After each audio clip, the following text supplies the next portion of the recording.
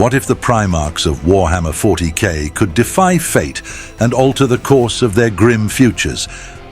Delve into the intriguing theories surrounding Sanguinius, Horus, Jagatai Khan, and Konrad Curze. Discover how these enigmatic figures continue to influence the galaxy's darkest tales and secrets.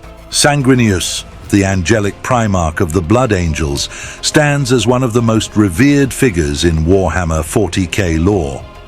Known for his ethereal beauty, golden wings, and unparalleled valor, Sanguinius exemplifies the perfect warrior, embodying both compassion and ferocity.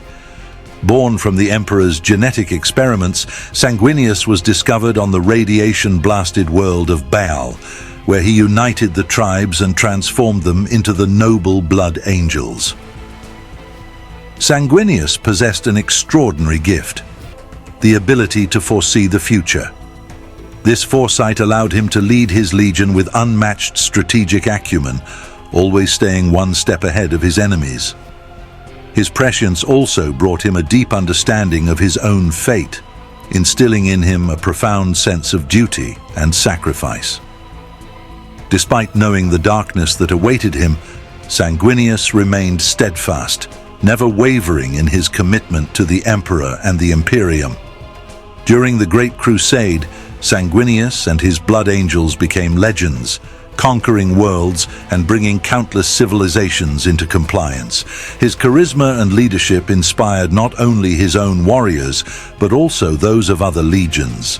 Many saw Sanguinius as a beacon of hope, a paragon of virtue in an age of unrelenting war. The Horus heresy marked the most significant chapter in Sanguinius's life. Betrayal by Horus, once a trusted brother, plunged the galaxy into civil war. Sanguinius stood resolutely by the Emperor, defending humanity against the traitorous Warmaster. At the Siege of Terra, Sanguinius's bravery became the stuff of legends. Leading the defense of the Imperial Palace, he fought tirelessly against overwhelming odds.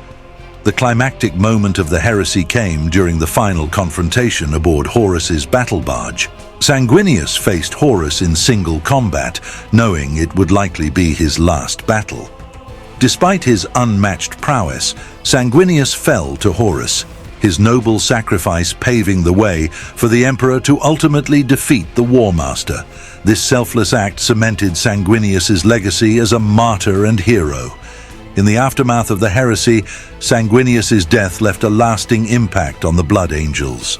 His sons continue to honor his memory, striving to uphold the ideals he embodied. However, they also bear a tragic curse: the Red Thirst and the Black Rage, remnants of Sanguinius's psychic trauma. These afflictions drive the Blood Angels to battle with unmatched ferocity, but also threaten to consume them with uncontrollable rage. Sanguinius's story is one of heroism, tragedy, and enduring legacy. His presence continues to inspire not only the Blood Angels, but all who fight for the Imperium. As a symbol of hope, sacrifice, and nobility, Sanguinius remains a central figure in Warhammer 40K, his legend echoing through the millennia.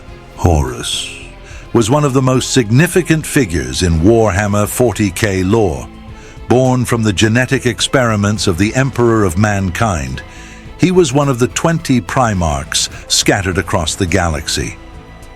Discovered on the feral world of Chthoniya, Horus quickly rose to prominence due to his extraordinary leadership and combat skills.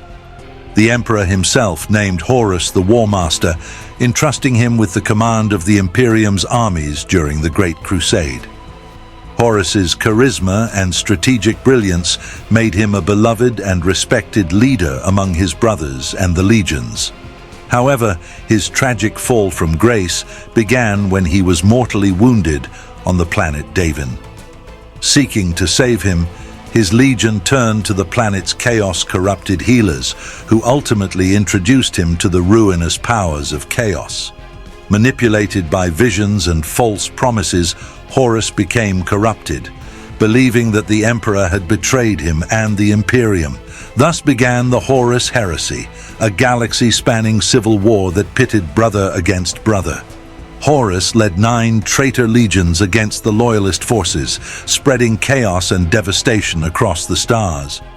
His tactical genius turned the tide of many battles in favor of the traitors, causing immense suffering and destruction. His most infamous act was the drop site massacre on Istvan Phi, where loyalist legions were ambushed and decimated. Horus's ultimate goal was to overthrow the emperor and establish his own rule. This ambition led to the Siege of Terra, where Horus and his forces besieged the imperial palace. The battle culminated in a final confrontation between Horus and the Emperor aboard the Warmaster's flagship, the Vengeful Spirit. In this epic duel, Horus inflicted grievous wounds upon the Emperor, but was ultimately defeated. The Emperor, using the last of his strength, destroyed Horus's soul to prevent his resurrection and the potential for further chaos. The death of Horus marked the end of the heresy, but the damage he inflicted upon the Imperium was immense. His legacy lived on through the traitor legions and the continuing threat of chaos. The Warmaster's fall serves as a cautionary tale about the dangers of ambition, betrayal, and the corrupting influence of chaos. Horus, once the greatest of the Emperor's sons, became a symbol of ultimate treachery and the devastating cost of heresy. Jagatai Khan. In the aftermath of the Horus heresy, Jagatai Khan, revered Primarch of the White Scars Legion, embarked on a daring mission into the shadowy depths of the Webway. His goal was clear: to rescue his captured warriors and human kin from the clutches of the sinister Dark Eldar. With unwavering resolve and a thirst for justice, Khan led his stalwart White Scars into the labyrinthine corridors of the Webway, a realm where the lines between reality and unreality blur, and danger lurks in every unseen dimension. The Primarchs' departure was sudden and complete, leaving behind a void of uncertainty and speculation. Some whisper that within the chaotic depths of the Webway, Khan encountered entities and phenomena beyond mortal comprehension, beings of immense power and forbidden knowledge. Others speculate that the nature of the Webway itself, with its labyrinthine pathways and connection to the unpredictable warp, may have caused time to bend and twist around him.